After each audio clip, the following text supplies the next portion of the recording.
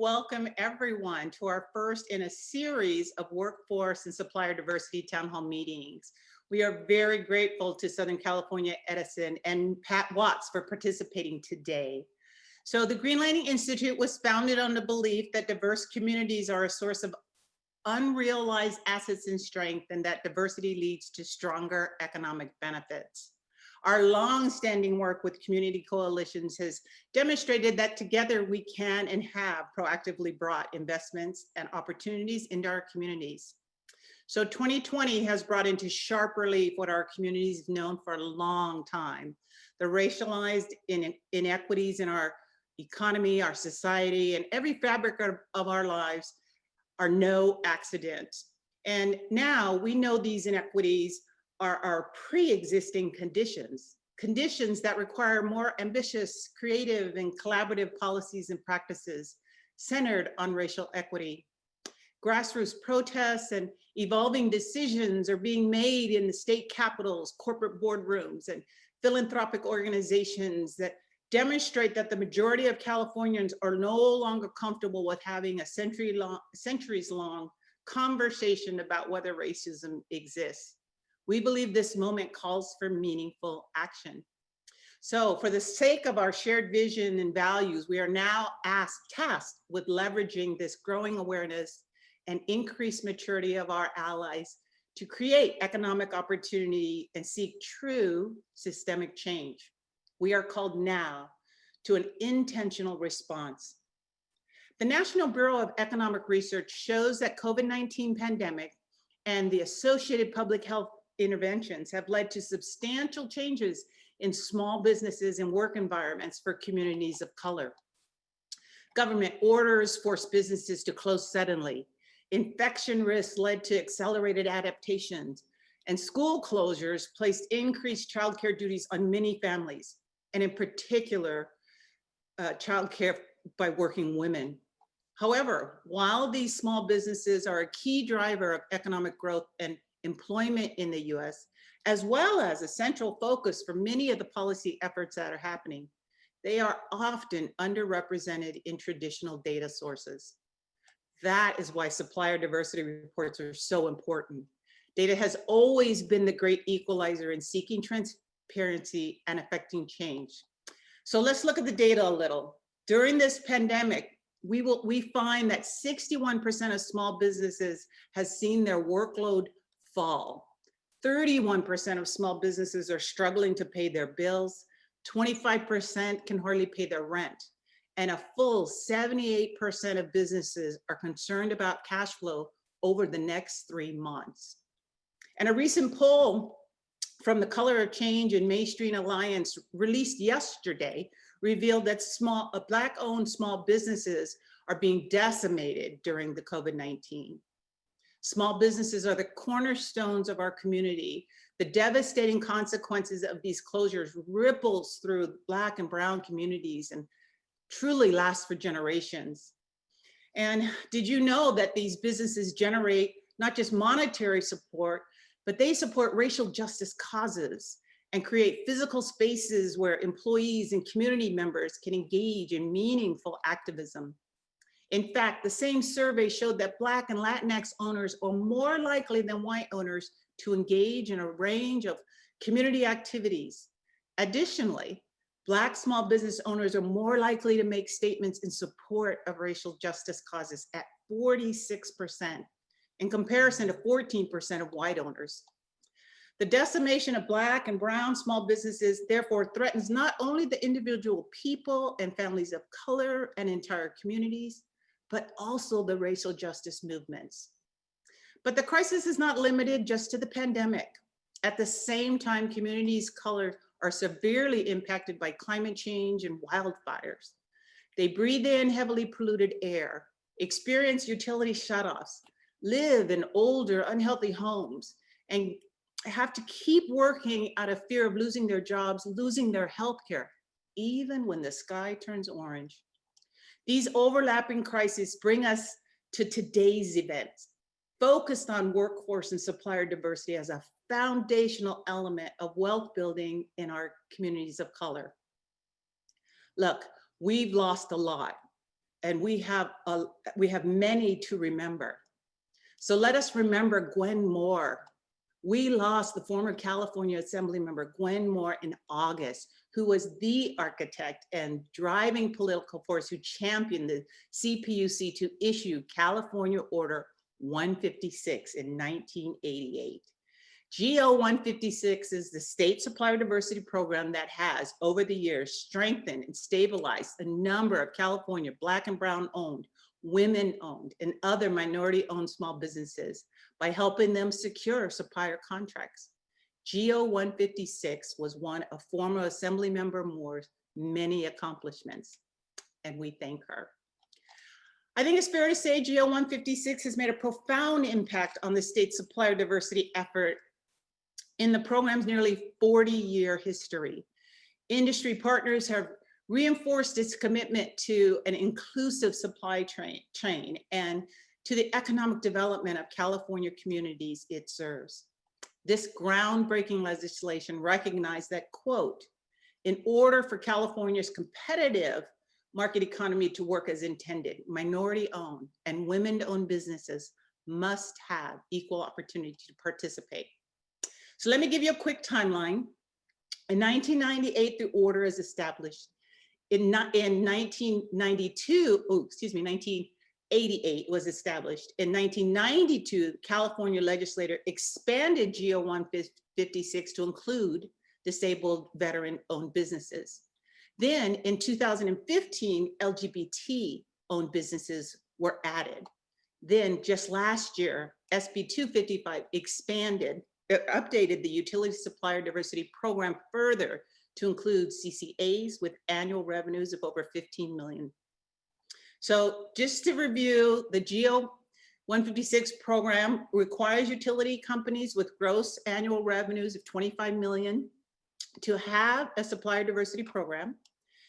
GO 156 encourages utility companies to increase utilization of women, minority, disabled veterans, and LGBTQ-owned businesses in procurement, requires utility companies to submit an annual supplier diversity report, and we'll hear about Edison's today, and requires CPUC to annually report to the legislator on utility companies' supplier diversity performance. So combined with the attentive engaged leadership at the CPUC and support from advocates and community members, GO 156 has increased utilities contract dollars awarded to minority and women businesses from a mere 2.6 million in 1986 to over 8 billion in 2016. And last year, the total diverse spend across all categories and utilities was $12.7 billion, impacting over 2,700 total direct diverse suppliers. Now that's true impact. The CPUC Supplier Diversity Program is a long-standing voluntary program and a leading program on the national stage that has contributed enormously to including communities of color into California's economy. At its heart, supplier diversity is about creating and sustaining jobs.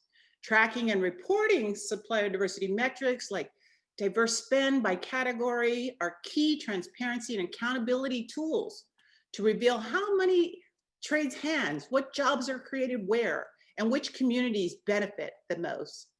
This data reveals what we know to be true, that not all communities have the access to the same economic opportunities and a level playing field in terms of finding and securing jobs and contracts. Supplier diversity is important because diverse owned businesses are overwhelmingly local. Small businesses hire local, they engage local and support entire communities. These contracts in turn spur growth in jobs, income, wealth, and generate tax revenues to diverse communities all across California. Greenlining has a long history of advocating for supplier diversity because it creates economic gains on all sides, promotes economic development. And by increasing competition and diversity in supply chain, generates a better return on investments for companies that meaningfully engage in it. So what we seek to do with the Greenlining Annual Report Card is to evaluate spending, highlight successes, and point out areas of improvement. In our 2019 Supplier Diversity Report, we shared that companies spending with Black-owned businesses declined almost 10%. Spending with Black women-owned suppliers declined 37%. So we still have work to do together. So we are all challenged together. While greenlining has been around for almost 30 years, Southern California Edison has more than 130 years of rich history of service and support. Greenlining at Edison have many shared values, like engaging with diverse suppliers brings considerable benefit of broader viewpoints and backgrounds, which help us together make communities stronger and better. That diverse perspectives make businesses more competitive and sustainable. And most importantly, diverse and inclusive partnership leads to more jobs and can boost local communities of color. Edison is an organization that takes these values very seriously. 40 years of serious commitment to diverse partnership and supplier development. This natural alignment has allowed us to partner more closely together on issues such as diversity and equity and inclusion programs and community development and clean energy. And in the past 3 years, we have co-created and are both leading the Clean Energy Access Working Group. This working group consists of community leaders, environmental and social justice advocates, and energy policy thought leaders who are all working together to develop and pilot community-driven ways to increase clean energy solutions like community solar and environmental justice communities across Southern California. So Greenlining is excited to continue our work with Edison as it models how a utility company can partner with community leaders and create solutions that are rooted in equity. So thanks for letting me share a few words about Greenlining and how we view this partnership and this town hall today. Thank you for joining, and I will pass it over to Terence Fryerson, who will give us an overview of SoCal Edison's procurement process and current supplier diversity commitment. Thank you, Deborah. Good morning, everyone. It is certainly a pleasure to be here and to be partnering with the Greenlining Institute to share a little bit about our shared commitment and values to diversity, equity, and inclusion. And we can't think of any better partner to be on this journey with at this moment, at this time. And so really, again, just excited about being here. I am Terence Fryerson. I am the head of Supplier Diversity and Development at Southern California Edison. And before I get into the presentation, anyone who has interacted with or partnered with Southern California Edison knows that safety tops our priority. Safety for our customers, safety for our employees, and safety for the general public. And so with that, with the COVID cases on the rise and with us entering into this high risk period with the weather changes, I certainly want to take a moment to encourage everyone to continue wearing your mask and to practice physical distancing. Let's continue to look out for each other, keep each other safe as we all fight against the COVID-19 pandemic. I also want to acknowledge the Greenlining team. We've started these conversations about the town hall several weeks ago, and I'm just really excited about this moment and having this opportunity to share and to enter into a conversation with my good friend and extraordinary businesswoman, Patricia Watts, the CEO of FCI Management Consultant. I'm a Black man, if you all didn't notice that, and I was raised by amazing Black women. And with that, I sometimes, and I'm going to just underscore sometimes, think that I can be a subject matter expert on Black women. And Pat, I just want to say to you that you inspire me as a Black woman. And I I am in awe of your thought leadership and your commitment to help small and diverse businesses thrive. And so I just want to take that moment and to acknowledge you. And I look forward to the conversation that we're going to be having here today. We're going to go to the next slide. At SCE, our goal is to create a positive, equitable, and inclusive work environment for all of our team members. And we want to help build increased opportunities and participation in the diverse communities in which we serve. Next slide, please. Supplier diversity is a business imperative for Southern California Edison, and we have been facilitating the utilization of small and diverse business enterprises, as Deborah said, for more than 40 years. And I, if you've heard me speak before, I often talk about being fortunate as a leader to have 8 passionate professionals who really take their jobs very serious to just drive opportunities for small and diverse businesses. But I want you to know that that passion does not only exist within the supplier diversity and development team at Southern California Edison, it exists throughout. Our partners in our supply management organizations, our partners in our various operating units, all share our commitment to include and utilize the services or the goods of small and diverse business enterprises. Next slide, please.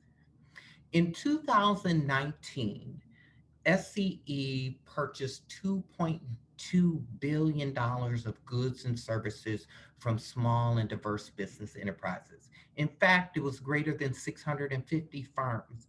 And I point out the number of firms because, it is important that we are facilitating again the inclusion. We are not getting our numbers simply from, a few, 1 or 2 suppliers, but we are trying to create a space to bring as many diverse businesses into our supply chain and really leverage their expertise, their diverse perspectives that help us solve some of our toughest problems.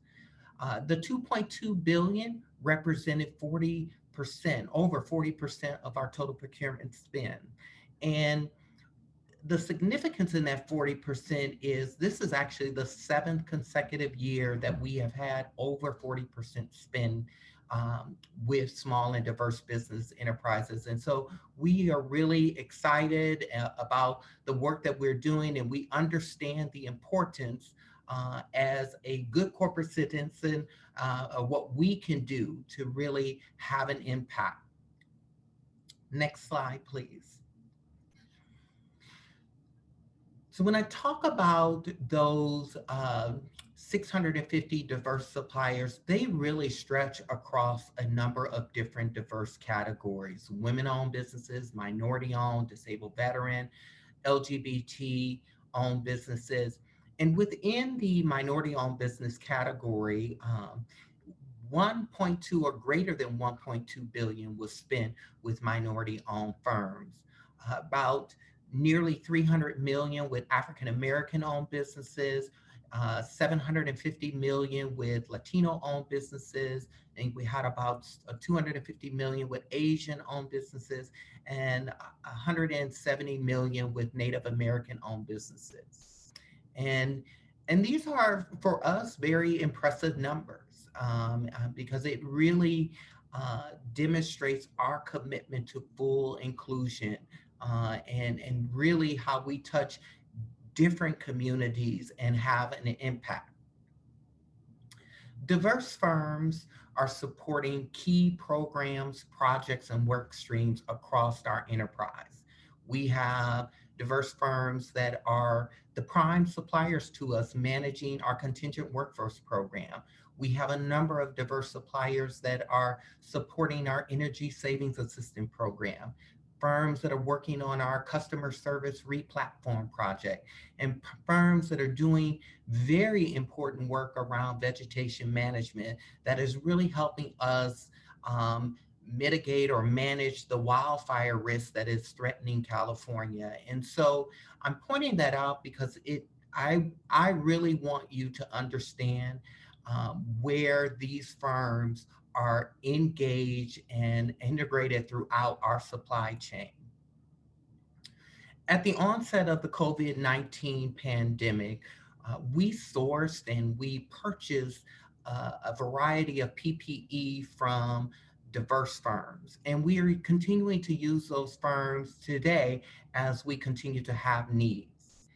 In addition, SCE partners with multiple advocacy and community-based organization partners. So we don't do this work by ourselves.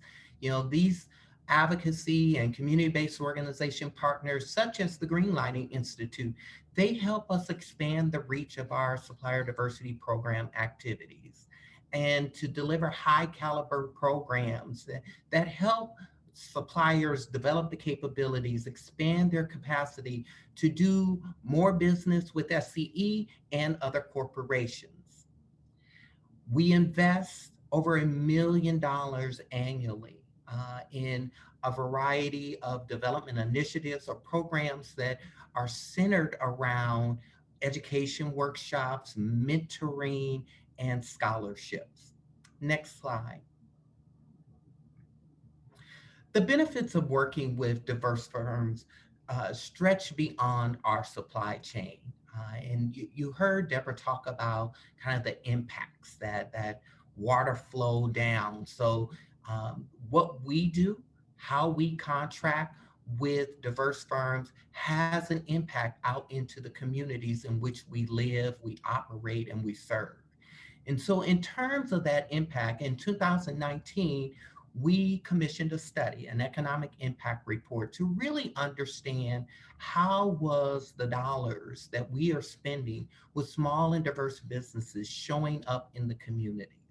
And so this slide here represents what that impact looks like for Southern California Edison's contracting in terms of our 2019 numbers. So $3.3 billion as it relates to the gross domestic product. We supported over 19,000 jobs with our contracting, 1.2 billion in wages that were earned, and a contribution of 1.2 billion in taxes to the local and state government. The next slide, please. Additionally, we looked at the impact that we were having. So the previous slide was more about our national impact. And we wanted to understand, what does that impact look like in the area in which we are headquartered? So 98% of that impact is right here in Southern California. And we're very proud of that as one of the leading and largest suppliers here in California. And we know that that's part of our commitment and that our duty that we need to do that. And as a general practice, we source local and purchase local as a priority first. Now, to the extent that we cannot find those things locally, then we do expand that out more regionally and more nationally because we have 15 million customers that are counting on us to safely deliver reliable, affordable, clean power to them on a daily basis. And so, it is important that we have a rich and strong supply chain that helps us do that. Next slide. Now, while we are proud of our results and the progress that we have made over the years, there is more work to be done. As our business models and our industry transforms, SCE will need different perspectives. We're going to leverage new supplier sourcing channels. We're going to engage with new partners and continue to expand our investments in diversity, equity, and inclusion initiatives. Back in August, the company announced a set of actions that we were taking as it relates to our diversity, equity, and inclusion commitment. And this slide here really highlights some of those actions as it relates to externally. So one of the things that we said we wanted to do was be more transparent. And when I hear Deborah talk about the greenlining supplier diversity report card, I do think when you're sharing data and you're putting the data out there, it does invite and inspire the right types of conversations around our collective actions and efforts that we can do to really change things and to have an impact. And so, leaning into that, we said we want to be more transparent. Now, we put out a supplier diversity annual report every year. It's required under General Order 156. So every year around March 1st, we are submitting our report to the commission.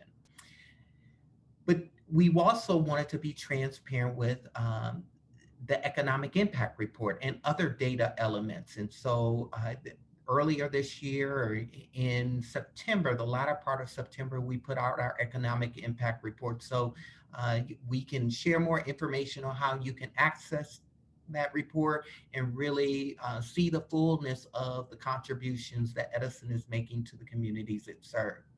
We're also going to be putting out a community impact report. So beyond the things that we do at Southern California Edison as it relates to supplier diversity, we do a lot of philanthropic giving, investing in education, investing in the environment, investing in civic engagements. And so our partners in our corporate philanthropy department, they're going to be publishing a community impact report expected out in Q2 of 2021. We also, as I said, we partner beyond supplier diversity, we partner throughout the organizations with a number of groups that, share our commitment and our values and how we can all lean into helping different communities. And so we announced a partnership with the African American Association of Blacks in Energy, and we signed on to their equity initiative, and we're looking forward to that continuing that partnership and looking at how we can make progress in creating very inclusive environments, making sure that our workforces look like the communities in which we live, operate, and serve. We're also making other investments into organizations that are focused on racial and social justice. So you'll see here on the slide, and again, this information was put out publicly, and it's at your disposal. And if you're interested in joining the journey with us, we're welcoming as many partners as we possibly can, and looking at how we collectively grow and we move together. We're also understanding that, what we can do in our workforce. A lot of the work that we do is around keeping the power on for our customers. You might have been down in our territory and seen our different colleagues who are out, working on the poles or working in underground in some of the substations to, again, keep those power on. And, we want to make sure that that workforce or that pipeline is rich with a lot of diverse candidates who can bring their skills and their perspectives into our work environment. So we're going to be making some commitments, or we made some commitments around $1 million of our shareholder funding to pilot a 4-year program or scholarship program to increase line worker students and expand diversity in that space.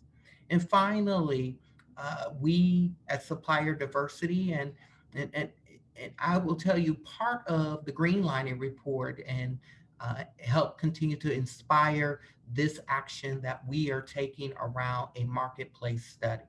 And that's really aimed at understanding where are small and diverse businesses in the marketplace. Where do they exist? So we're going to get that data. We're going to facilitate that study, and we're going to overlay to that our different purchasing categories. So we can identify, okay, where's that marketplace rich with diverse suppliers? Where are there some opportunities? And so uh, we we're going to do this study. We're going to share that information, and again, come together with our partners so that we can again continue to have some progress. So with that, what I want to do is I'm going to invite my good friend and my fellow advocate in to have a conversation around um, the supplier diversity space and what we can do to really continue this progress that we're making, look at opportunities to make some changes and to lean in for the greater good of the communities in which we all care about. So, Pat. Well, good morning. I guess it's still morning. Good morning, Terence. Happy to be here and have an opportunity to have this conversation with you. Thank you. And I am happy you are here and looking forward to this conversation. You know, we've had an opportunity to get together prior to today's event, and we've talked before about the supplier diversity space. And from your perspective as a small business, diverse business, a Black woman owned business. We heard the statistics that Deborah gave. I'm curious to hear from you as a supplier diversity professional. Where do you think we are doing well? And where are some areas that you think we could be doing some things different? So, thanks for asking that question, Terence. One of the things I think that you're doing well is that you have a very robust supplier diversity commitment. It's not just the programs that you offer, but you do have a commitment. And you personally, and I've known you for quite some time, you're very passionate about suppliers, diverse suppliers, and opportunities for those suppliers. And so I think that just from all that you offer as a company and your actions are the things that you're doing right. I think the other thing that I want to really kind of hone in is you are an advocate for supplier, for diverse suppliers, and you take the time to listen to suppliers and to think outside of the box. And I hope we get a chance to talk about some of your ideas that you have about helping suppliers, especially through this, very unusual, unprecedented times that we find ourselves in, to continue to just implement some of the programs that you're doing that are the right things. Thank you. Thank you, Pat. And in terms of some things that we could be thinking about doing different. Well, I think the most important thing to do is have conversations. And this is a start for a conversation. I'm one person, but I do represent many in the supplier, minority, woman owned business area. And many of us talk. I mean, we're involved with all sorts of organizations that are supported by Southern California Edison, and we all appreciate that support to the collective organizations that really help small businesses, minority businesses grow. Um, so I think that having these conversations with individual, collective, or groups of suppliers, listening to some of their challenges, some of their barriers, but some of the opportunities that they have, I think that can help develop programs, more programs that support these businesses. I could not agree with you more, Pat. I think the keeping the lines of communications open and then also making sure that we, we as supplier diversity professionals or thought leaders or DEI thought leaders, as suppliers, as procurement agents, that we are actively listening and we are hearing what people are saying to us. And because I think if we are not having those conversations, we really don't understand what's going on, and we don't really understand where we need to lean into making some changes. So I could not agree with you more around keeping the lines of communication open. So being an advocate for businesses in that way, I would also like to really encourage you. It's one thing for you to listen, but you represent an entire organization, Southern California Edison. And all of these businesses, diverse businesses, are doing business with various organizations within Southern California Edison. And the conversations have to drill down to that level. I keep saying that in all of this, when we look at it, it's not just the pandemic, but the racial, social equity issues, that people don't understand what it's like to walk in our shoes. And you can't feel our pain, you can't understand our challenges unless you walk in our shoes. And the only way that you can do that is to foster the kinds of conversations where people understand what our value proposition is, but as well as what are our challenges to delivering that proposition to our customers. I agree, Pat. As I was thinking about some of our past conversations, one thing that came to my mind is, you know, um, knowing your role and knowing your influence. As an advocate, I think that is so important. How do we know our role and we know our influence in terms of what we can do and how we can drive change in what we are doing? And so, we have some conversations around payment terms, access to capital for small and diverse businesses continues to be a topic that we hear a lot about. And we were having this conversation that you know Southern California Edison, we are an electric power utility. We are not a bank. So there we don't lend funds, but that doesn't mean that we don't have a role or we don't have influence. And so I agree with you, and that's where we as leaders have to make sure that we are leaning in and we are engaging the right partners and making sure that the challenges of small and diverse businesses are truly understood, and then thinking about, okay, what can we do that's within our influence to make some changes? And so, yeah, and I think about um, when you think about access to capital, that's really about cash flow.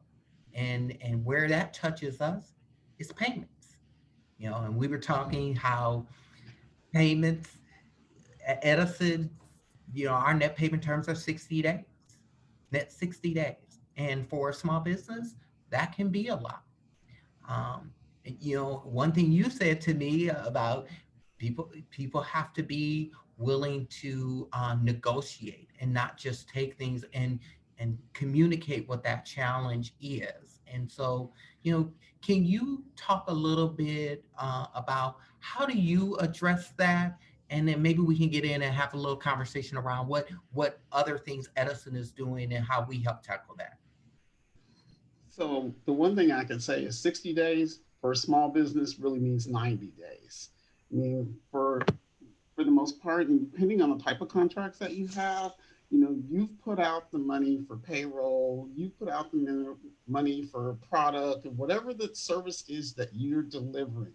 So by the time you invoice that, and then the clock doesn't start clicking and ticking until it gets to accounts payable, and then you add 60 days on that, that's a lot. But going into business, I think we all realize that. Sure, there are a lot of creative ways for businesses to get access to capital. There's certainly a number of organizations from the SBA on that offer capital loans, guaranteed loans, those kinds of things. And then there's always the small businesses and new startup businesses that still have to kind of get their feet wet, and they've got an idea, they have a product, they're out there trying to pursue their dream, but they've got to get through that cash flow thing. And oftentimes they'll go out and they'll go to the factors, the lenders that charge really high interest rate.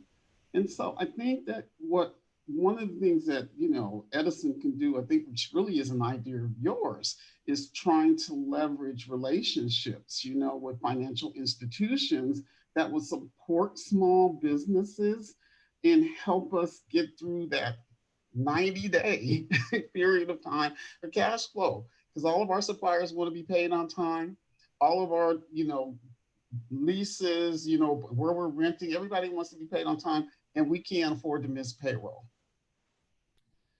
I appreciate that, and I do think that that is an area where we could lean into thinking about our relationships with financial institutions and how we take our advocacy into those networks and into those relationships, and doing our part.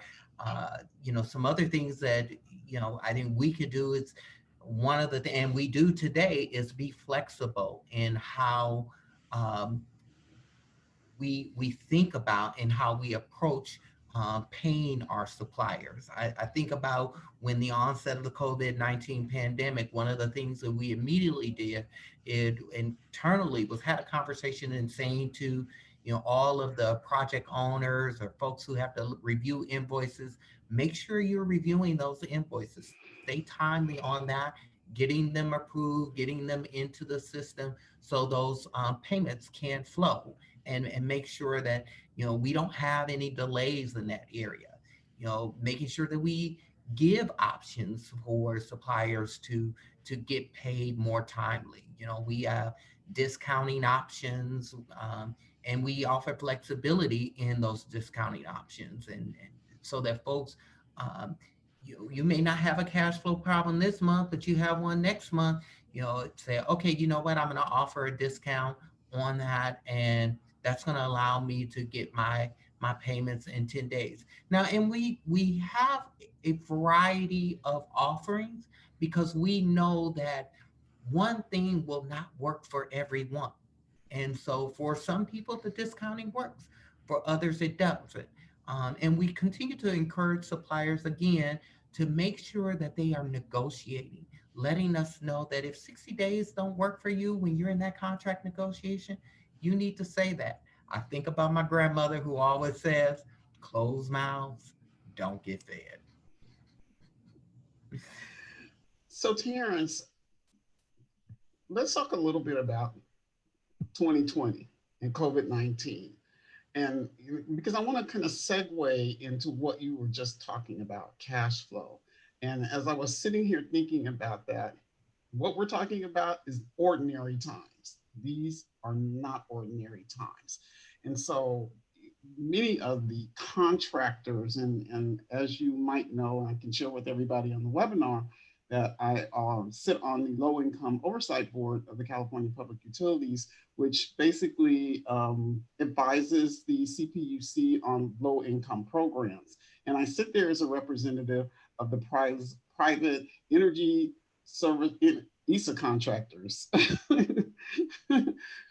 Anyway, the ESA contractors, the large statewide network, they are primarily small businesses, minority businesses, family-owned businesses, woman-owned businesses, and they're not the larger businesses. And this year has, for all of the ESA contractors, been really much shock and awe with respects to our ability to maintain, because we were shut down for 2 months.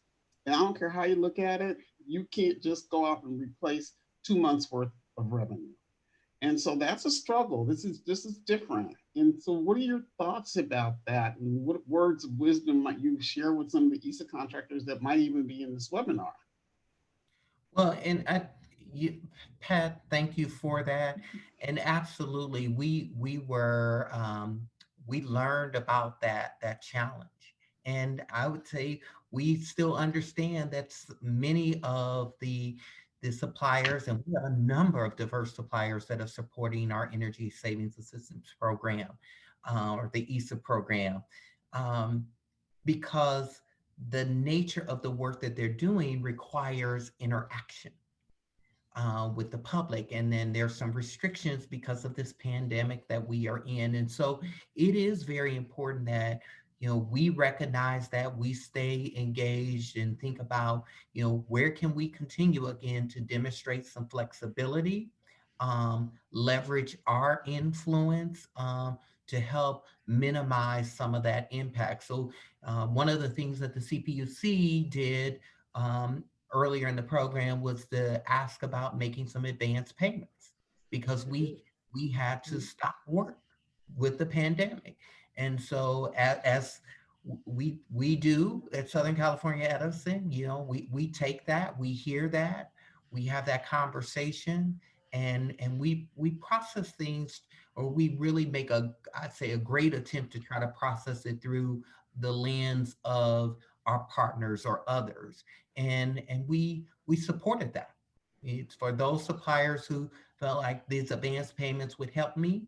We got on board to support making sure that those advanced payments. I think another thing when you think about these, statewide or national programs or other areas that we can be helpful, is we were talking about, again, your influence. How do we leverage our relationships and partnerships? So, we have a relationship with our regulators at the CPUC, our legislators in Sacramento. And we have to, and when you're an advocate, you're an advocate everywhere. You're not just an advocate to the Supplier Diversity Program at Southern California Edison.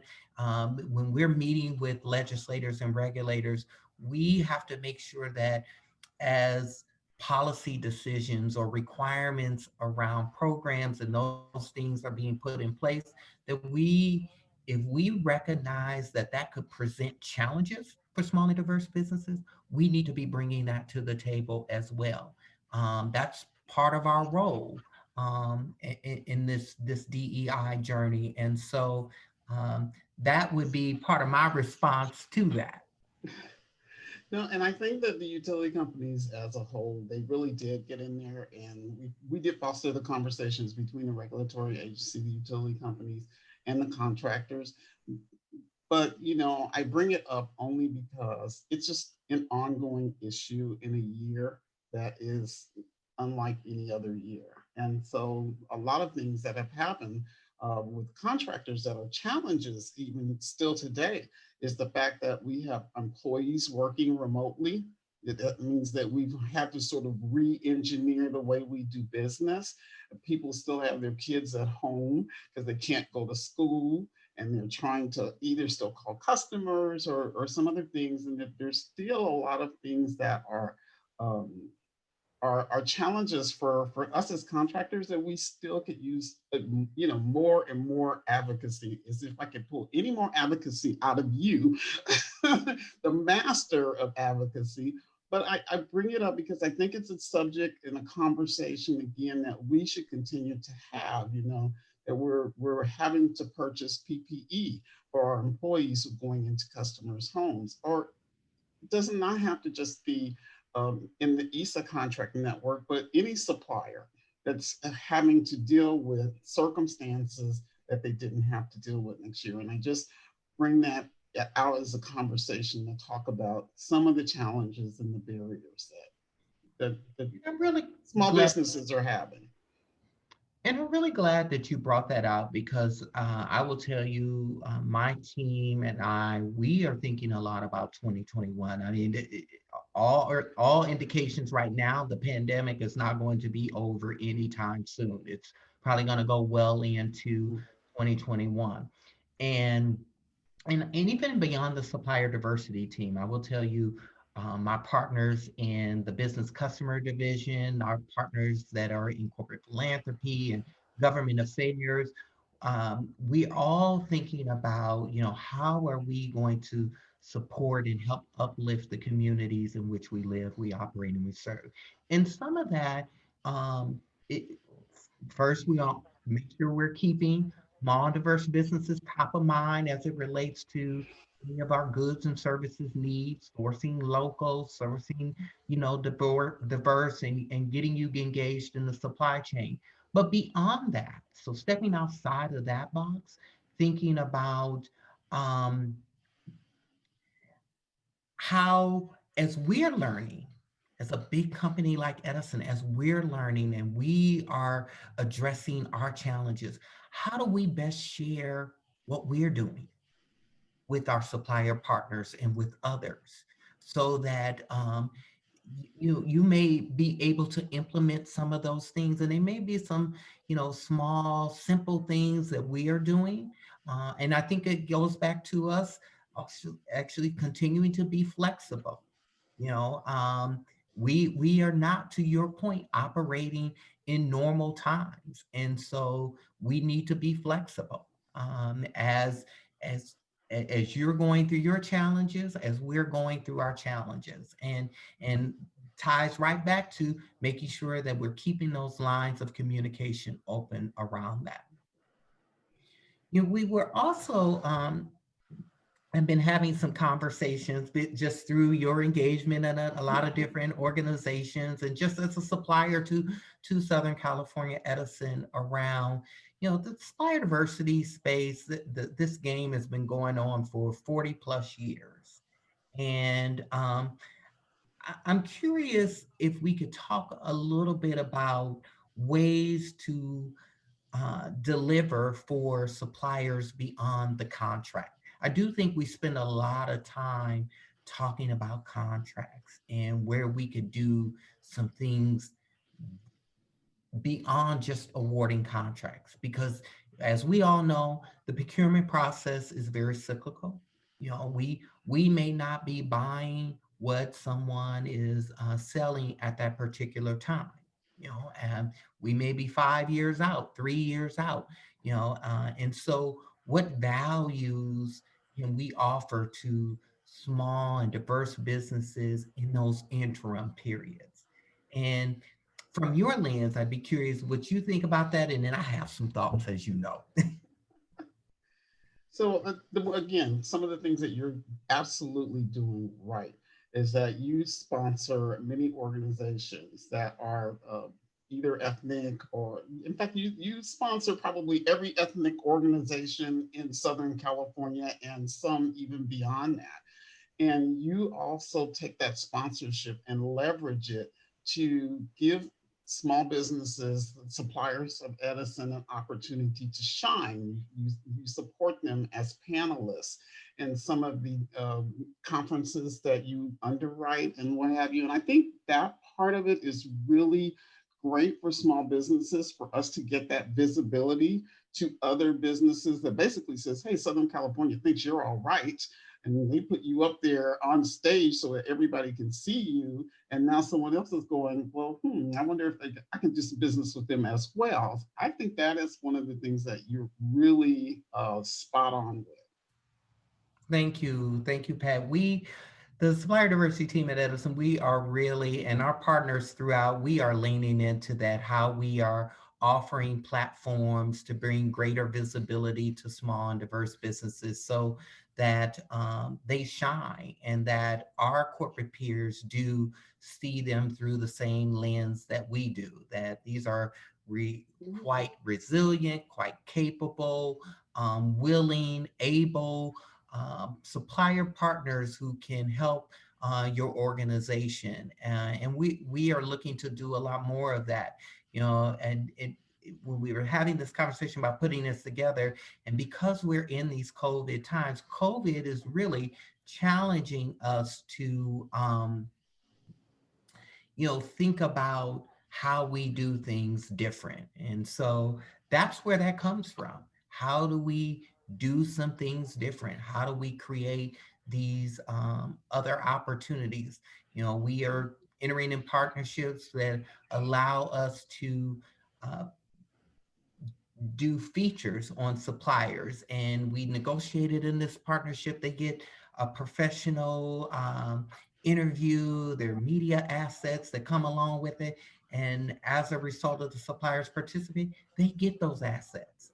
And how that helps them is that all costs money, but if they don't have to pay for it, and we're able to underwrite it through our program, we want to do that. But in talking about doing things different, Pat, how are you pivoting through COVID? Well, one of the things that I'm doing is I am a Goldman Sachs 10,000 Small Business alumni, and Goldman Sachs 10,000 Small Business program offers, educational support to small businesses, really help us learn better how to run our business from pretty much every aspect, financial, marketing, you name it. We spend 6 months in this program. But at the end of the program, we become an alumni. And that alumni is very active. And right now, we are actively lobbying Congress in support of small businesses because we need more. We need more PPP. And everybody on the webinar, you can support us. Calling your congressman and saying that small businesses need more PPP because there's uncertainty that continues with this pandemic, whether your business is up and running, whether it's closed. I mean, I'm really concerned about, businesses like restaurants, caterers, those businesses that have not been allowed to reopen as to whether or not they'll even survive this. So yes, as a small business owner myself, I am part of a group that is advocating and lobbying for our survival. There's other things that I think that we can do too, just in terms of looking at opportunities. We have most of our work is RFP driven, and we've been a prime contractor to Edison for a long time, but sometimes the market changes. And when the market changes, you have to change with the market, adopt or change your strategy. And so we adopted a new strategy that says we don't always have to be the prime. There are other companies that are now in this space that are publicly traded or private equity held. They're a lot bigger than we are, but we just want to go out and do what we are good at doing, which is delivering the service directly to the customer. So we've teamed up with many of these other companies. And now as a result of that, we're actually getting a lot more business in 2021, as a result of being partnering and teaming with other companies. And so I think that you have to look and think outside of the box, even as a business owner, and learn how to pivot when the challenges come. And when you do that, you can survive. But it's individually each business and what your business has to offer. I appreciate that. And something I've heard you say, where there's adversity, there are opportunities. And That's right. all about how you approach it and, and thinking differently. And I, I'm absolutely aligned with you. And, we've had these conversations. I think we need to be having more dialogue around partnerships, joint ventures, and not also see certain topics as, oh, that's the forbidden subject. Like we can't talk about mergers and acquisitions. That's really about firms and companies bringing their capabilities, their capacity together to compete, to win for these opportunities. And so I certainly appreciate that. And we do need more conversations around that. I also appreciate that, again, going back to, what is our role? What is our influence? Appreciate you are wearing some different hats.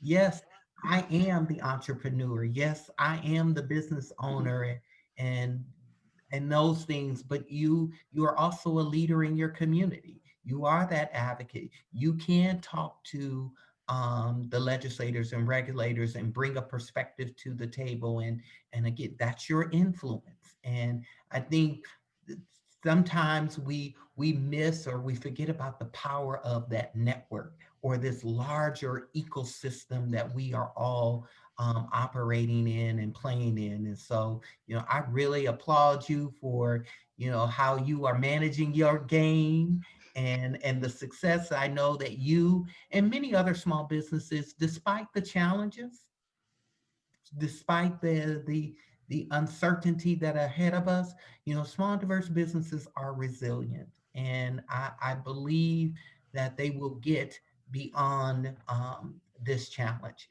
And I think we all will get beyond it, but it will be more about how we collaborate, how we partner together, how we demonstrate some flexibility. I do want to talk about it, and we might be coming upon our time. So I I do want to talk a little bit about understanding like the procurement process from your lens as a business owner, like how important that is, and kind of how you play in that space. So at Southern California Edison, we buy a lot of different goods and services, but our procurement processes, our practices don't always look like other companies or other agencies. We we don't have a public procurement process. We do a lot of the upfront work to source and to vet and to go find those suppliers through our partners, through a number of different sourcing channels.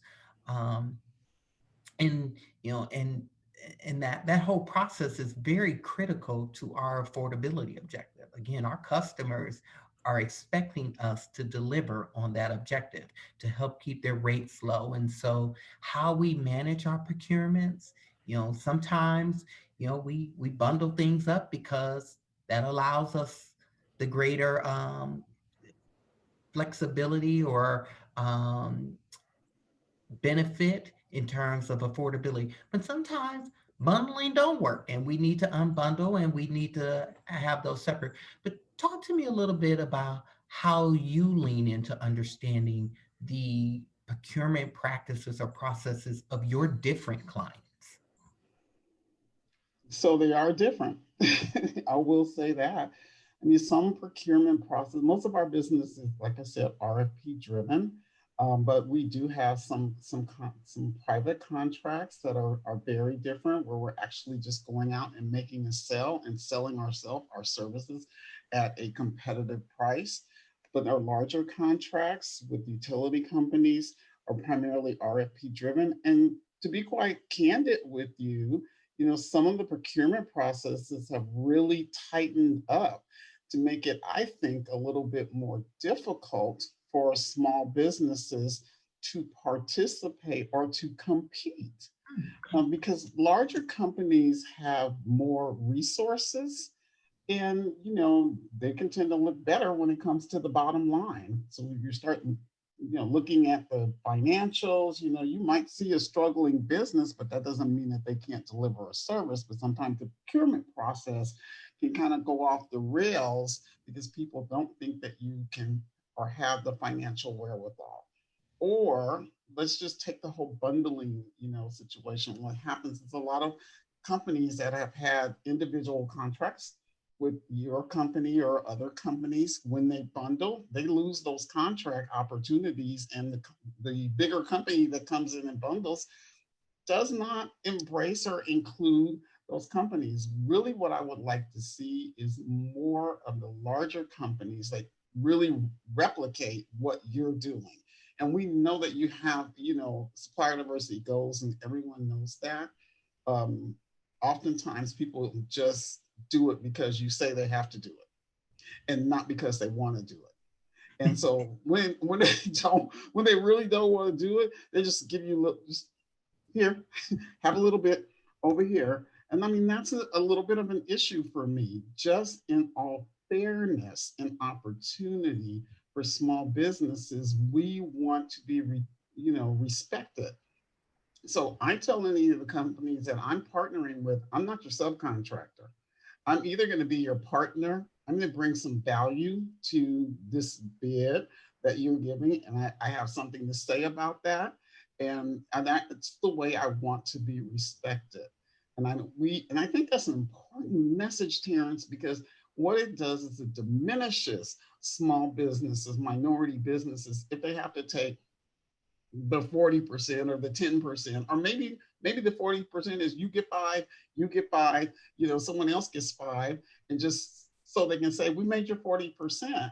But I mean, did you really? So do you know what I'm talking about, Terence? I mean, really, I'm telling you, it's a situation.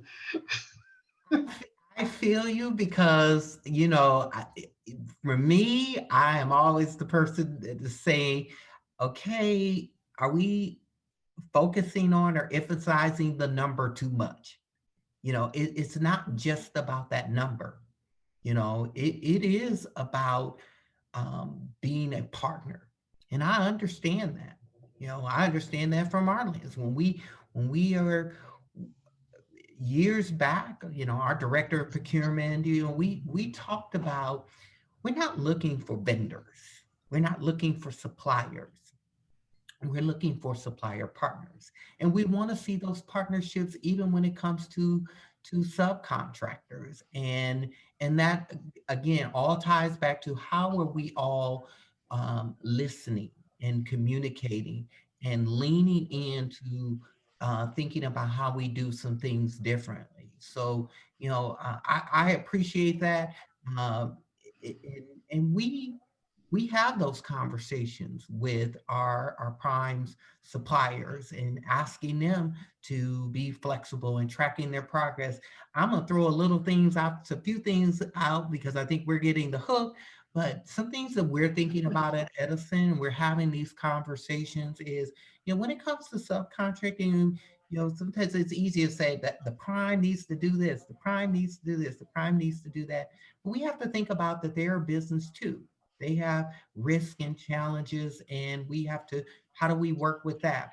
I've been thinking about, okay, well, we struggle getting some people to want to participate sometimes in the subcontracting. How do we incentivize them?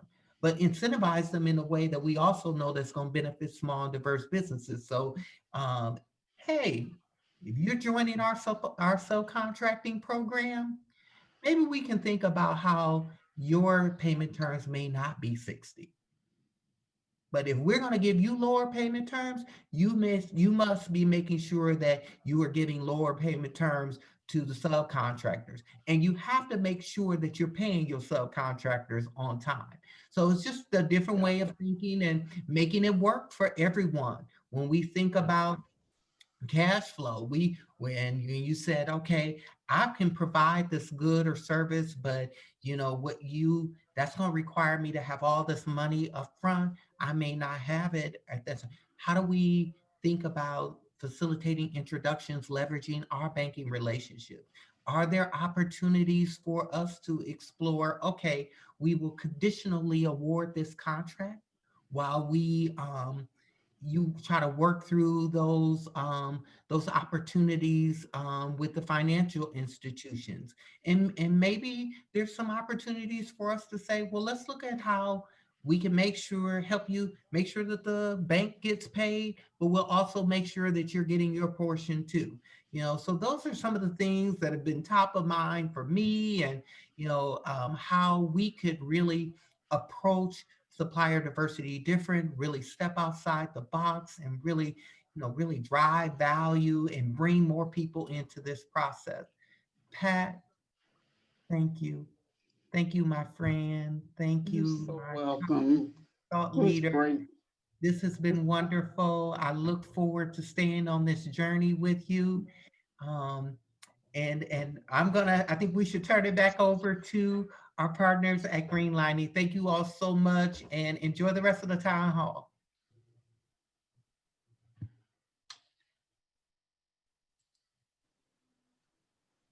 Great. Thank you so much.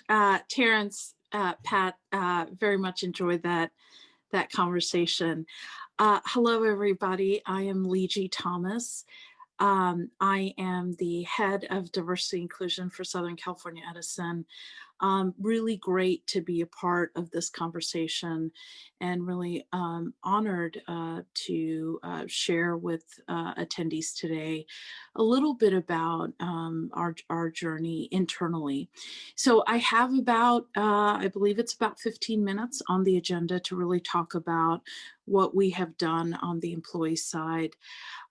Before that, let me just set up this conversation and make a few introductory comments.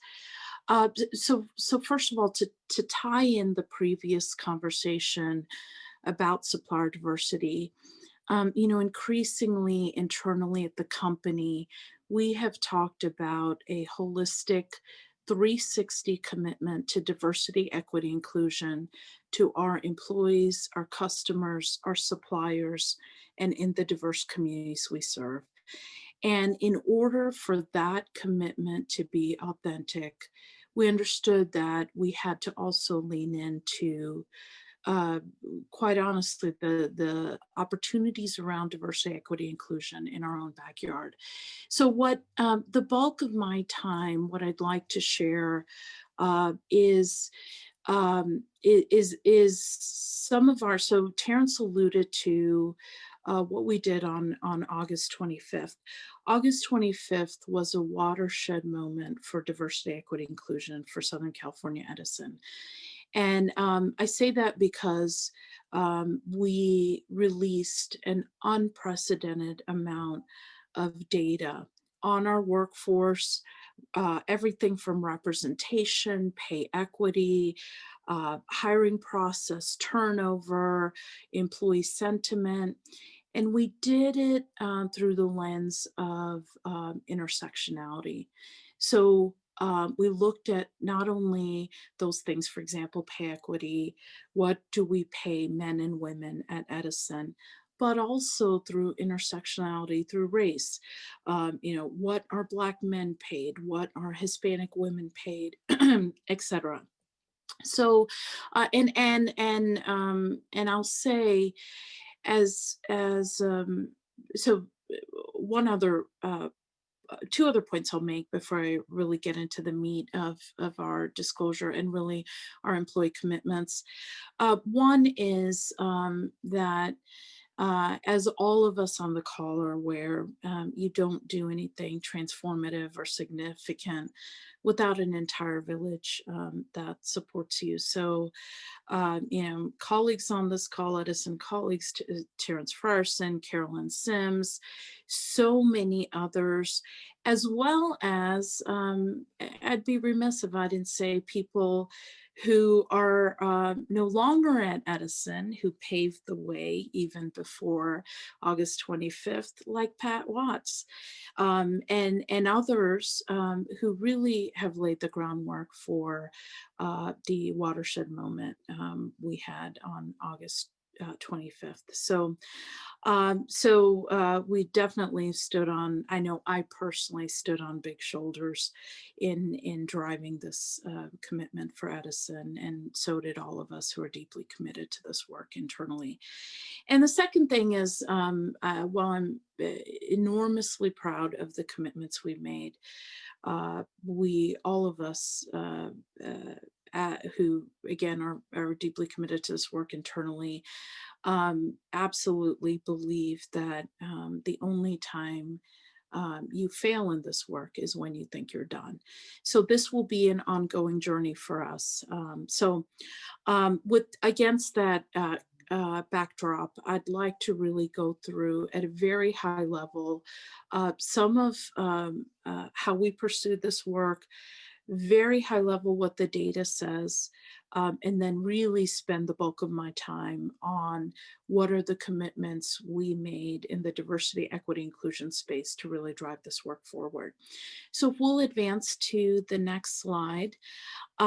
So at a very high level, how did we approach this is really recognizing that we needed to advance our equity inclusion commitment and really lean into equity, and specifically Black equity. And I'll speak more about that when I actually get to what the commitments were that we made.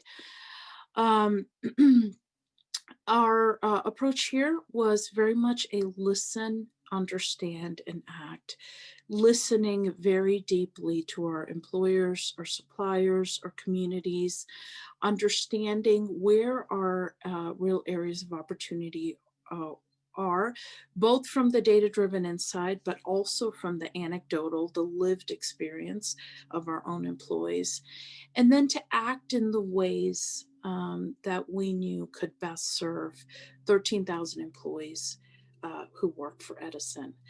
And then the last thing is to really think about leading the journey going forward with transparency as well as accountability. And again, around that holistic 360 commitment. If we'll advance to the next slide. I'm going to go through this at a very high level, and this is really what the data told us at a very high level.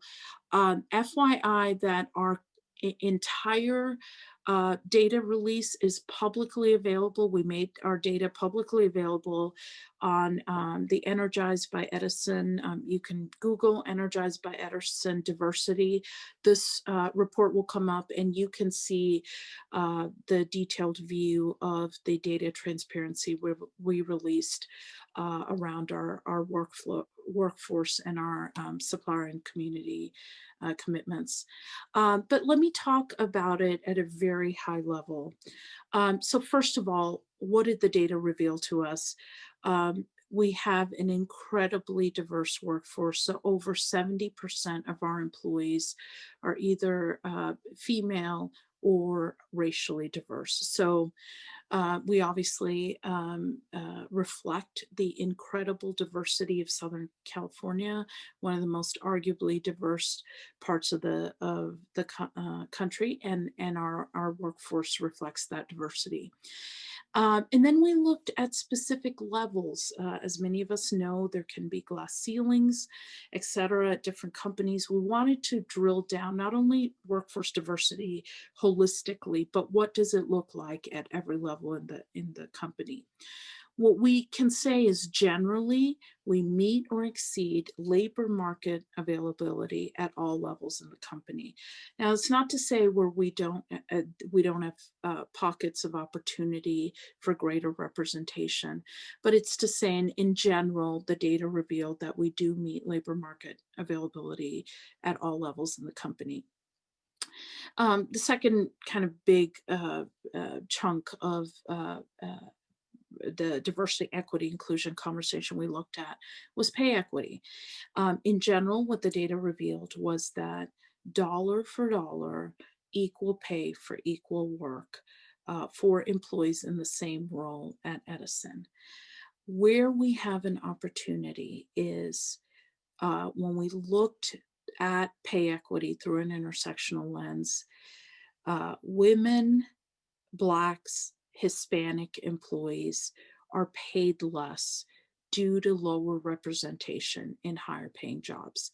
So we have an opportunity to have Black employees, Hispanic employees, and females advance to the higher paying roles. So roles like lawyer, engineer, et cetera, as well as the upper echelons of the organization. As we know, this is also a broader issue. It speaks to systemic issues in society and in our culture. And what our data reveal to us is at Edison, we are not immune from this opportunity to advance underrepresented talent to higher paying roles in the organization. The third key area, turnover. We have incredibly low turnover. That can be good, except when it's artificially low, when it's too low. And so the low turnover is leading to frustration in our employee workforce around growth and development, and also limited advancement opportunities. And the last key area was to look at look at our culture through an intersectional lens. And look at employee sentiment. What we found here is another area of opportunity. While employee sentiment is generally positive and is improving, there's a clear opportunity around Black employees and Black employees not feeling, reporting feeling less included. So specifically around measures of inclusion, feeling less included than our general workforce. So that's in general. Again, I've gone through it a 30,000 foot view, what the data told us. I really want to spend the bulk of my time on the commitments we made to really drive this area forward. So if we'll advance to, I believe it's slide 14. Again, all of this is publicly available for you to look at a deeper dive on our data on the Energized by Edison website. So again, you'll see as we advance to slide 14, which is where I really want to focus the bulk of our time together. Thank you. I see we're getting there.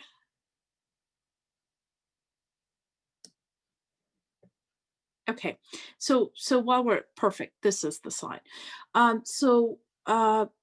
Let me lean in on a couple of things before I go through these 6 commitments that we made on the employee side.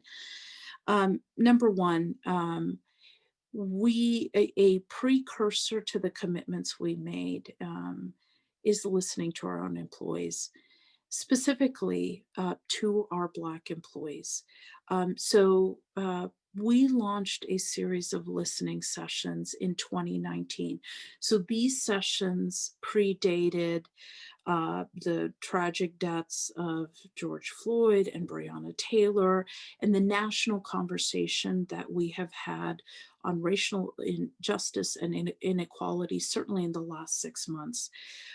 We initiated a series of conversations in 2019, 11 in total, where we engaged an external consultant and hosted listening sessions, partnered with Networkers, which is our African American BRG internally at Edison.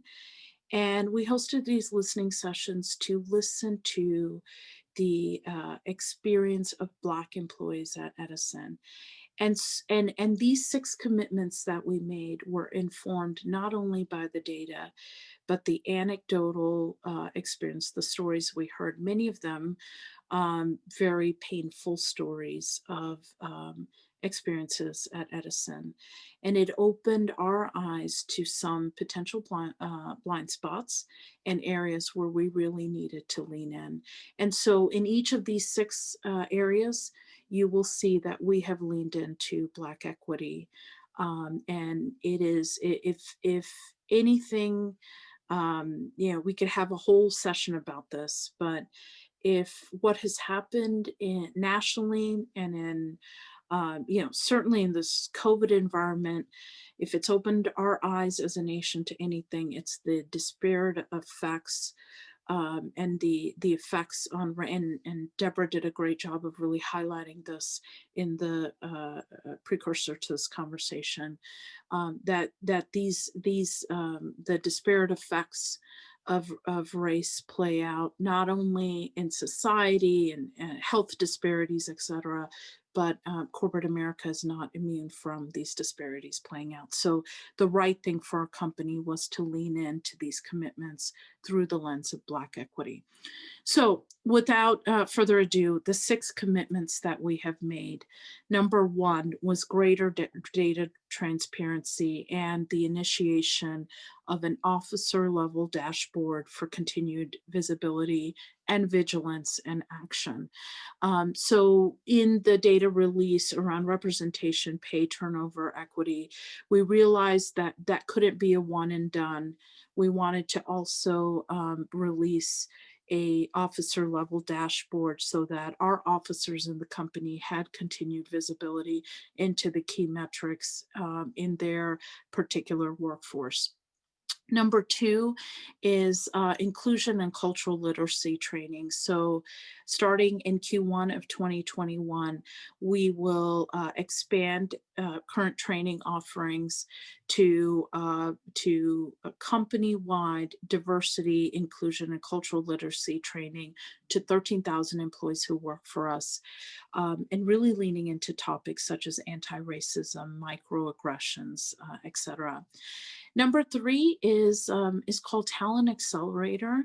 And the idea here is to pair officers in our company with high potential talent, starting with our Black employees. And it's really for our talent, for our officers to get to know our high potential diverse talent.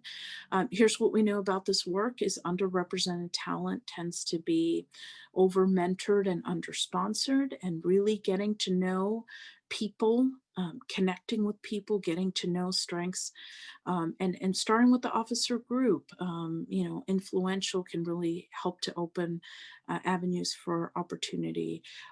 Really want to lean into that. So that's what Talent Accelerator is all about. Talent Pipeline is increasing Black scholarship awardees and internships, as avenues to help diversify the talent pipeline at Edison. Commitment number 5, and this again directly relates to frustrations we heard listening to our employees, is around career counseling or career coaching. We have actually already hired a career coach at Edison who will help to really lean in to help our employees navigate their careers at Edison. And again, we're going to pilot that with our Networkers membership.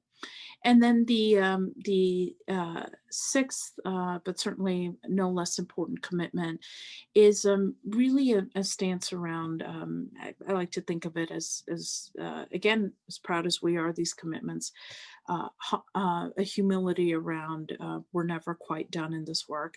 And so we are engaging a third-party firm to audit our HR and ethics processes for any potential blind spots, and real commitment to improve based on those findings. So again, I invite anyone on the call to the data disclosures. They're publicly, I think Caroline, I saw Caroline send a link. I look forward to driving these engagements and partnering on this ongoing commitment to diversity, equity, inclusion commitment at Edison. And with that, I got the warning that my time is up, so I will turn it over to, I believe, Carmelita. So handing it over to you, Carmelita.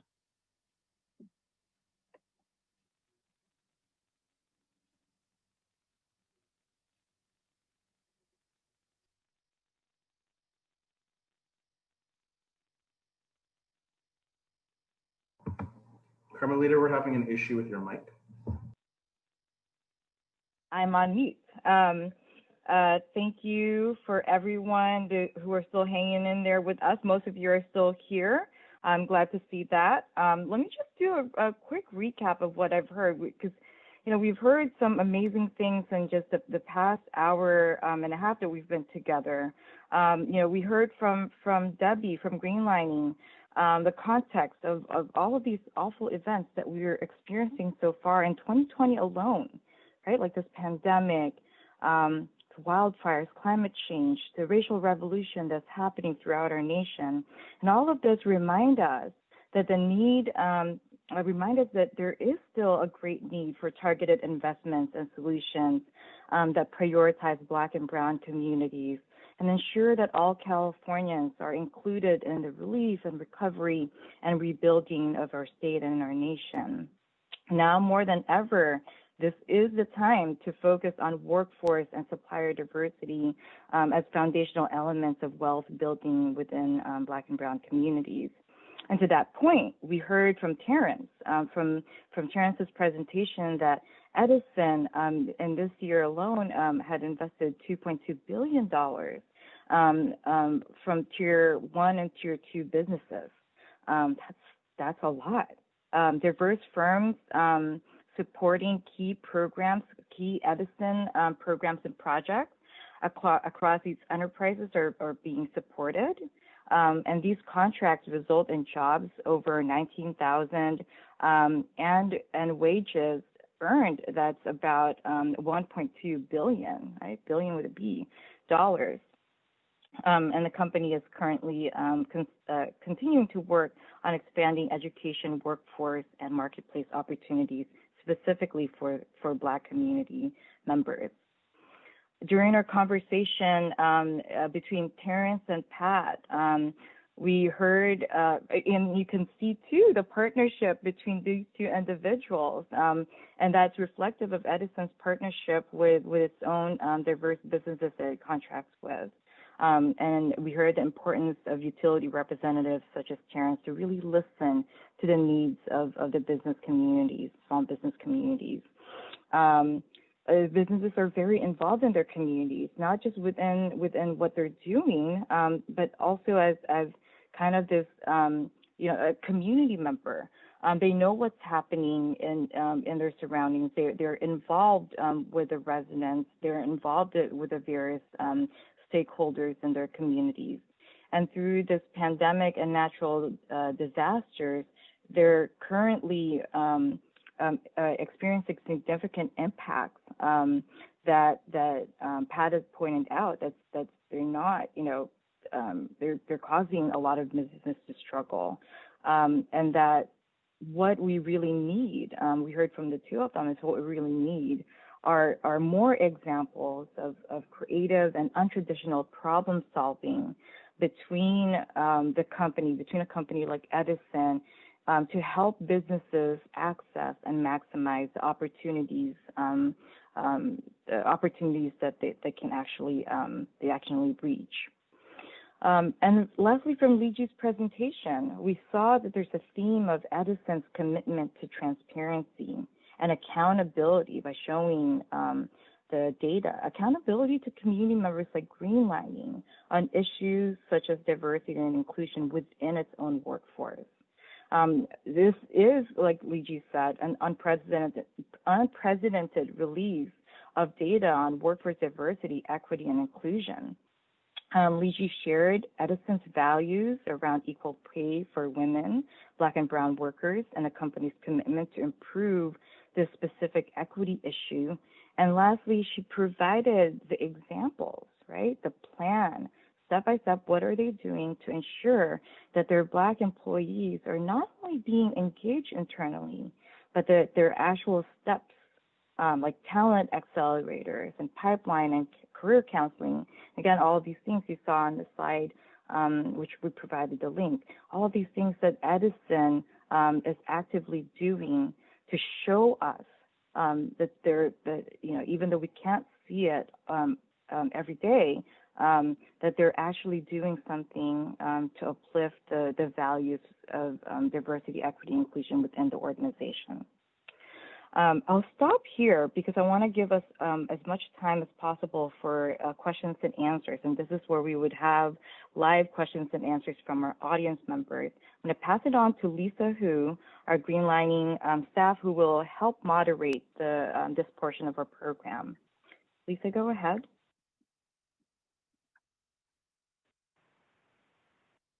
Wonderful. Well, thanks everybody, and thanks Carmelita for that synthesis. I think it's been a really rich, really dynamic morning.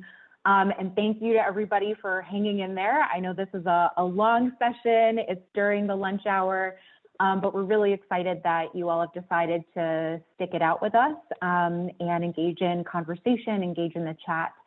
So my name is Lisa Hu. I use she, her, hers. I'm the Energy Equity Program Manager at the Greenlining Institute. My job today is to help us moderate this conversation. Attendees, if you want to, feel free to stretch while you're in your seats. We're definitely coming up on the final segment here. And as I said, we're entering the Q&A portion. So we've been collecting the questions that folks have offered throughout the program, throughout the chat, and also the Q&A features. Some of these questions being directed at specific speakers, and where that's relevant, I'll tag certain speakers in. Attendees, feel free to continue adding suggestions in the chat, in the Q&A feature. We will not be able to get through everything today, but that doesn't mean that those comments are unimportant. It means that we will save the chat and Q&A for follow-up. And as we mentioned at the top, this is an ongoing series as noted. So clearly there's a lot of really rich discussion here. So with that, I'm going to invite the rest of the speakers that have joined us today to go ahead and turn on their videos again and join me up on this virtual stage so that we can dive into the Q&A session. Beautiful. I'm waiting for Terence, waiting for Carmelita, and I think Carolyn Sims may be joining us as well. Awesome. So while that's happening, let's pick it up where Carmelita left it off. And I think Liji started to talk about this too. So, we heard from the beginning from Debbie about the success of GO 156, what the intentions are, the volume of contracts that have been driven through that program. We understand that data is a key tool, that transparency is so important as we're making these commitments, as we're tracking our progress, and really ensuring that all communities and all suppliers are able to participate in the economy. But I'm curious, from panelists, what else other than commitments do we actually need to truly realize the aspirations that Deborah offered us at the beginning of the program? So, what are ways that other players need to push on commitments? What are things that everybody can do in order to make sure that Edison and other utilities that are making commitments are actually delivering on those commitments? So I'll jump in there, and I think it's important, again, going back to some of our said, understanding your role and your influence. Not just about looking at the metrics and the numbers and saying this is not what's being done, but bringing your ideas and your thoughts to the table and saying, okay, well, how do we collectively come together and collaborate to tackle some of the challenges? Understanding what the challenges are of each of the stakeholder groups and how we find some common grounds to really address those challenges, and again to drive the kind of results that I think we all want to see. So I think if we can come around our shared commitments and objectives to help diverse communities thrive and grow, and think at it through that lens, not so much about what someone else is not doing, but what can we do? What is the role that we can play? What is the influence that we can have? I think that drives a different type of conversation, and it allows innovation to really just foster and come through. Hey, and Lisa, I'll respond to your question from the employee side. So, certainly the commitments you saw in the last 6 months, companies make some bold commitments in the wake of the senseless deaths of so many Black Americans in this country, and you saw commitments around X millions of dollars, et cetera. This is not a moment. This is a movement, and is a time to lean into the holistic view of the employee experience, and quite honestly, in time to lean into equity. So there's a lot of companies that are great at recruiting diverse talent, partnerships with HBCUs, HSIs, et cetera. But it's really a time for companies who are serious about this commitment to consider the entire employee experience, pay equity, promotion rates, employee sentiment, who's leaving? Do you have regrettable turnover? And why are they, particularly in terms of, great employees that you would want to retain, diverse employees, are they leaving your company? So that's one of the things that I think is a challenge for not only public utilities, but really, quite honestly, the Fortune 250. And it's really a testament to, Terence and I talked about the holistic 360 commitment, employees, customers, suppliers, and communities, but there's also a holistic nature of looking at the employee experience internally that I think is absolutely an opportunity for the Fortune 250.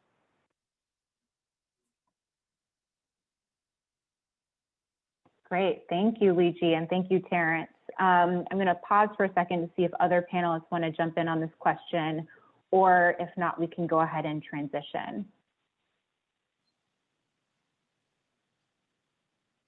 Okay, I'm going to go ahead and dive in. So thank you for that.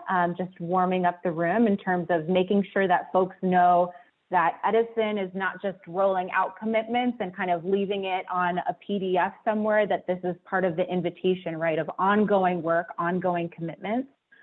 So I think that feels really exciting. So let's zoom in a little bit. We have some questions from Kenji in the audience that I think maybe we can bounce to you, Terence, first. And I'm gonna package them together as a series.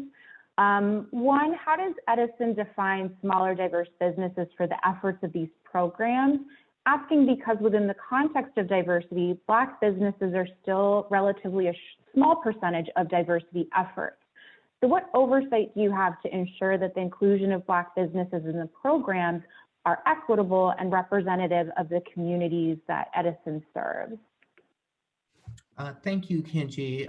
It's a good question. And so in terms of small business, how we define small business, we are really leaning to how the federal government, we do some federal contracting. And so, there are a number of different definitions of how different agencies or corporations define small, but we lean to the federal acquisition regulations with the General Services Administration at the federal government level. So that's the definition that we're utilizing around small. As it relates to ensuring equity across all of the different diverse supplier communities. So there's a lot of factors and variables that we do have to consider in there. And from my lens, I think about it through our supply chain and where we're spending money. And that's why that marketplace study is so critical to me. So an example that I'll give you, we spend a significant amount of dollars on maintaining our infrastructure, the overhead lines, the underground stations to keep the power on. It's about 70% of our total procurement spend. What we know as of right now, have only been able to identify 2 African-American line construction companies that do that type of work in the United States. They're both, fortunate for us, they're both in California. We are already currently doing work with one, and we are in the process of qualifying the other. The marketplace study, so if we really want to grow the spend in different diverse supplier communities, and especially where we spend most of our dollars, we have to think about that marketplace as it relates to our purchasing categories, and are there diverse suppliers in that marketplace? And if they're not, then that's where we need to start bringing our ideas and our minds together with our different partners to then come up with some ways that we can grow suppliers or build suppliers in those marketplaces in those certain procurement categories, so that we can get the parity. In my mind, it's almost like when we talk about availability in terms of the workforce. What's out there available to us, and especially in those areas where we have the most opportunities and spend the most dollars.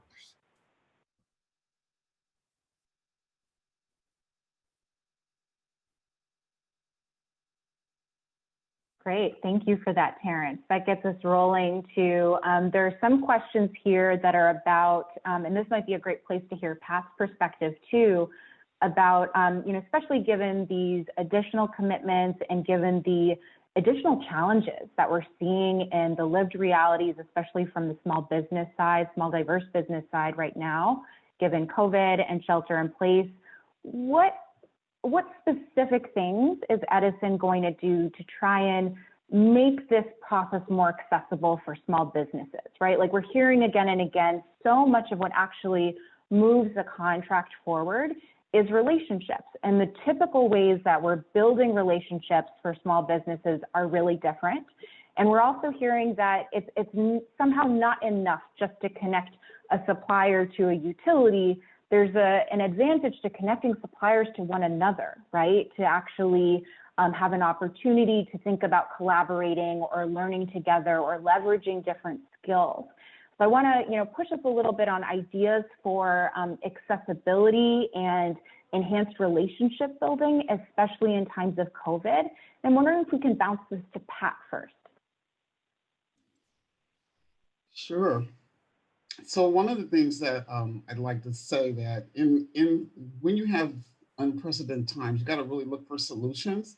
And so this is a good time for small businesses to really think about things and come up with solutions to help leverage and build those relationships.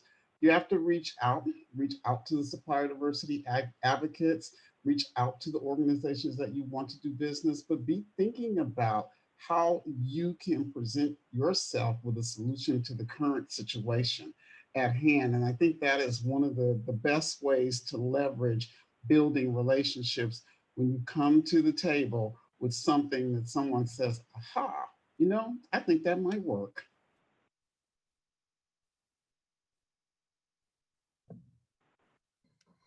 And one thing I'll jump in here, I think it's important is as you are thinking about your goods and services and who you want to do business with. And, one thing I regularly hear from suppliers, and I know this, that, small and diverse businesses, time is money.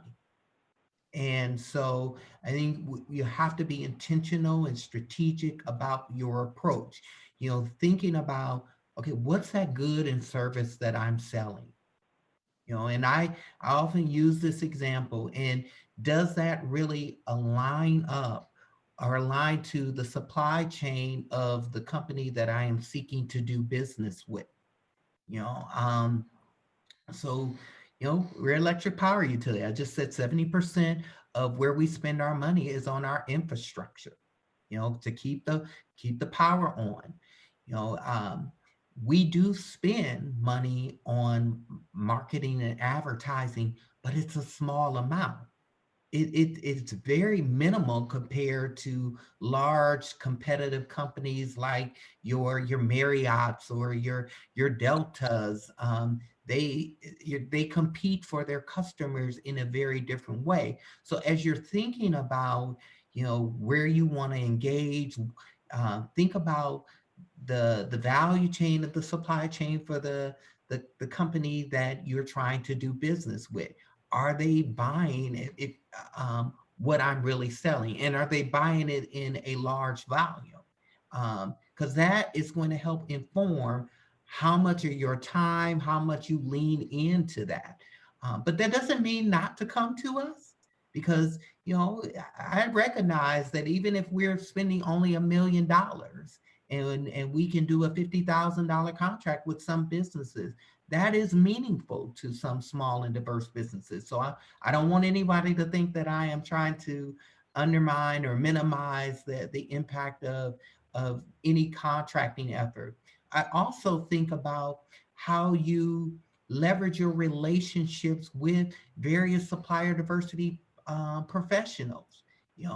My colleagues cross a number of industries.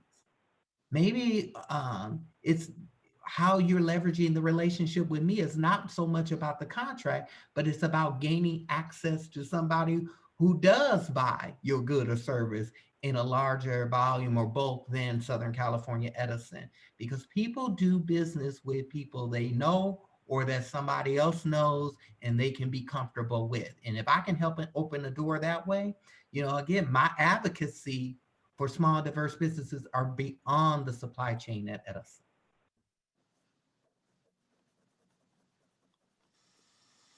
Great, thank you, Terence. And I feel like that was a key theme definitely from your conversation with Pat earlier, this invitation to think about leveraging power and relationships beyond a job description or a specific role, right? Wherever you're situated, if it's at a utility, at a nonprofit, if it's at the PUC, if it's at a CCA, thinking about what are the different kinds of ways that we can help bring this ecosystem together a bit more, right? If the North Star is actually really, thriving, robust, small, diverse businesses that do a number of things, how does that impact the way that we work together, right? Or spotlight each other or create more conversation spaces. So I think that was a really rich part of the discussion. So Liji, I think we've got some questions for you here. Besides being listened to, do the Black employees at Edison have a role in designing the internal actions? Will the inclusion and cultural literacy training be modified for white and non-white employees? So can you talk to us a little bit more about, like, behind the scenes, what's happening in addition to the commitments, and how is culture shifting inside of the utility? Yeah, happy to. Thanks for the question. So, we very much have pursued a partnership approach. And so much of moving forward with these commitments is really progress over perfection. We may not get these commitments right, or recognize that while we launch pilots, et cetera, in partnership with our networkers, that it's got to be an ongoing partnership. So, we continue to work with networkers, just like we are continuing to work with all of our business resource groups. And so it is very much an ongoing partnership with us. I think the second ongoing partnership between the company and our employees. I think the second part of that question was about training. So the training is the same, and I think specifically the question was if it will be tailored differently for white employees as opposed to, no, it won't. It is company-wide, the same training. It is web-based. That's delivered to 13,000 employees. There's no differences in the training. We believe that topics such as microaggressions or anti-racism should be something that we're all conversant on, regardless of your race, nationality, gender, etc. So the training will be the same for 13,000 employees.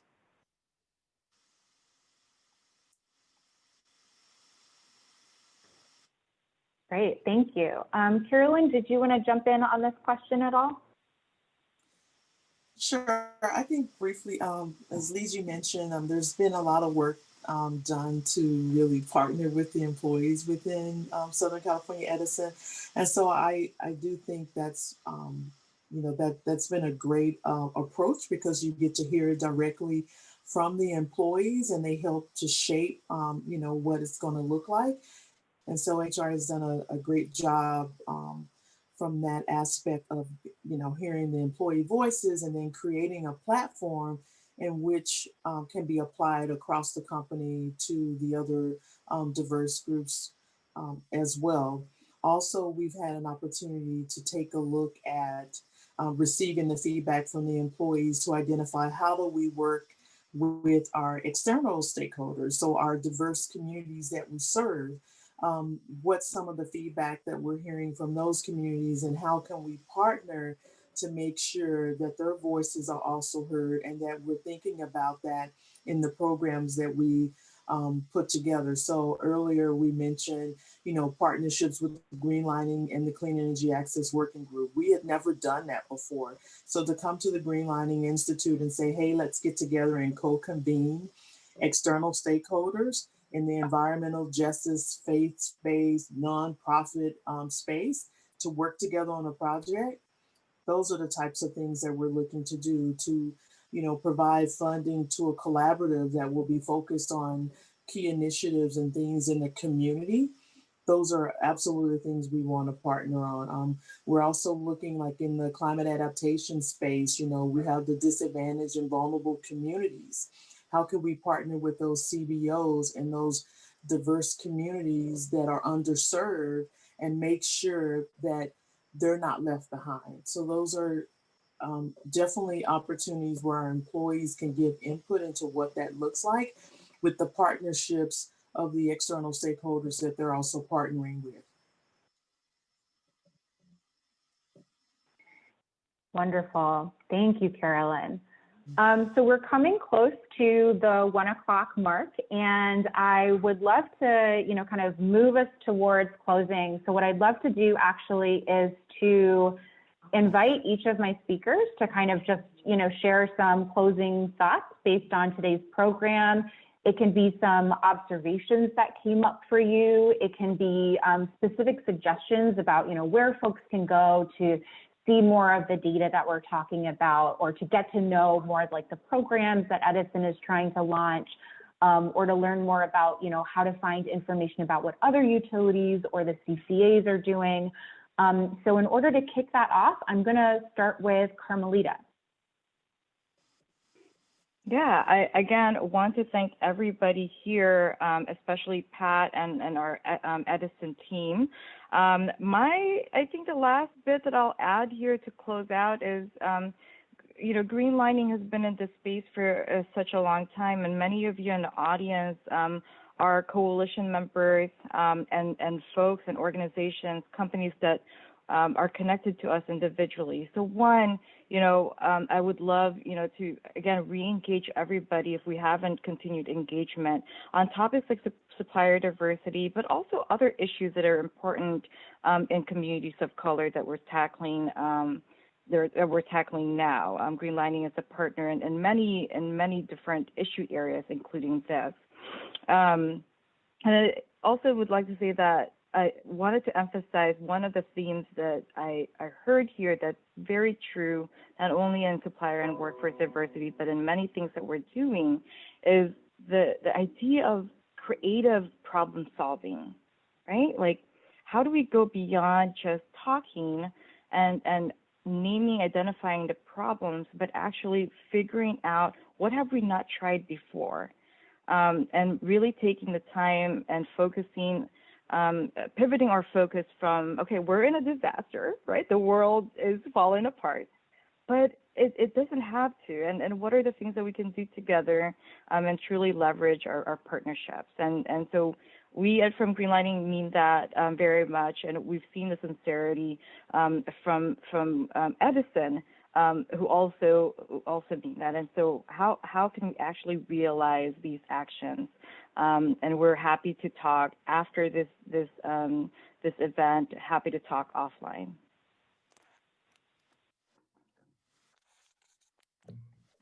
I'm going to jump in, and I'm going to give a quick shout out to my colleague Liji, because she says this work is never done. We are on a journey, and so the work is never done. And so what I want to really encourage is to sometimes how we step back and we think about that progress and success it comes in different forms, and it looks very different. And so just keeping an open mind, and again, thinking about what is your role and the influence that you can have and that you want to play in advancing opportunities in this diversity, equity, and inclusion space. So the work is never done. There's plenty of room for everybody to join in and to collaborate. And I appreciate, Carmelita, the creative and ideas that you can bring to the table, and let's make magic happen together. Let's really, move the needle for all of our different communities, and we'll win. I couldn't agree with you more, Terence. The real work of achieving institutional equity, social justice, environmental justice is absolutely ongoing. It is collaborative. And I also want to add that we can push people and institutions past comfort, but you cannot push past capacity. So we've got to continue building capacity, both to understand issues of equity and justice, but also to build capacity to really create real and meaningful change. Yeah, and this is Carolyn. I'll just say quickly, because I think Terence and Liji kind of captured a lot of my thinking, but I would say connect with us on, social media, like follow us so that we can stay connected around what, you're working on, your organizations, your companies, and then you get to learn about some of the things that we're doing and how can we support. So let's make sure that we do that. And please feel free to reach out to me if you have questions about anything.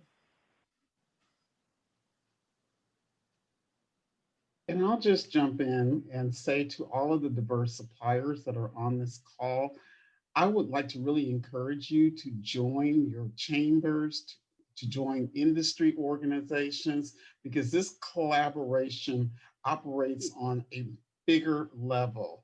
And so in order for us to make things done, sometimes that we make it happen when we're all together collectively focused on it. So or I'll talk to, just speak to a couple of the organizations that I belong to, the American Association of Blacks in Energy, Cal Black Chamber of Commerce, National Association of Women Business Owners, WeBank, the Southern California Minority Supplier Development Council. Those are all organizations supported by Southern California Edison that are really part of this collaboration and bring us all together to make change.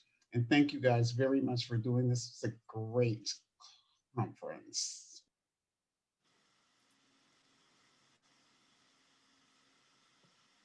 Awesome.